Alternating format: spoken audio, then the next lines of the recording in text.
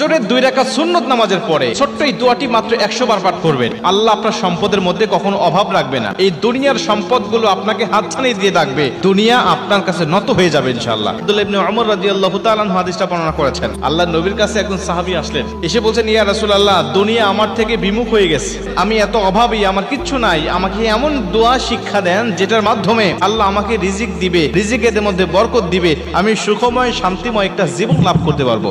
নবীজি সাল্লাল্লাহু আলাইহি ওয়াসাল্লাম বলছেন, তুমি কি ওই দোয়াটি জানো না যে দোয়ার মাধ্যমে আল্লাহ পাক ফেরেশতা এবং মানুষ জাতিকে রিজিক প্রদান করে থাকেন? সাহাবী বলছেন, ইয়া রাসূলুল্লাহ, আমি জানি না, আমাকে এমন দোয়াটি শিক্ষা দেন।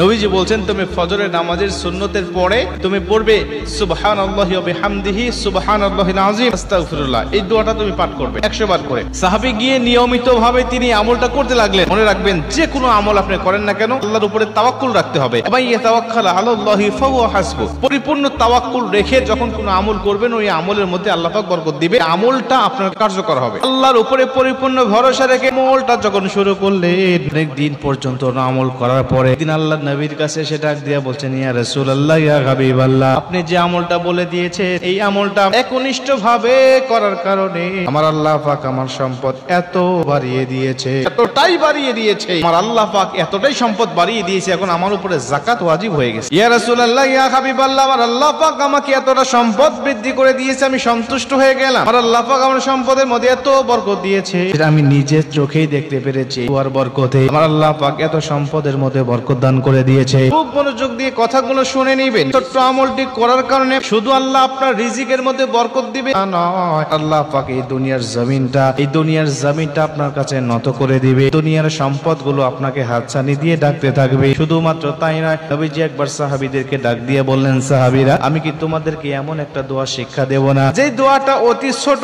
পড়তে সহজ, এবং এই দোয়াটা মিজানের পাল্লা তোমাদেরকে অধিক পরিমাণ ভারী করে দিবে। এমন দোয়া কি শিক্ষা দিব না যে দোয়াটা পড়তেও সুবিধা, হালকা ছোট্ট দোয়া, এবং এই দোয়াটা মিজানের পাল্লায় তোমাদের জন্য আমলটা ভারী করে দিবে, এবং যেই দোয়াটা আল্লাহ পাকের কাছে সবচাইতে বড় প্রিয় দোয়া। সাহাবীরা অধীর আগ্রহে বসে পড়লেন, ডাক দিয়ে বললেন, নবীজি, অবশ্যই আপনি শিক্ষা দিবেন, এমন দোয়াই তো আমরা খুঁজতেছি। কি দোয়া?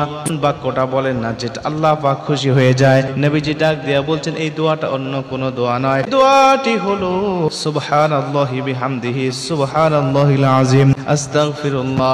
এই ছোট্ট দোয়াটি যেই ব্যক্তি পাঠ করবে সকাল সন্ধ্যা কিয়ামতের ময়দানে, ওর থেকে সওয়াব বেশি কোনো ব্যক্তির হবে না।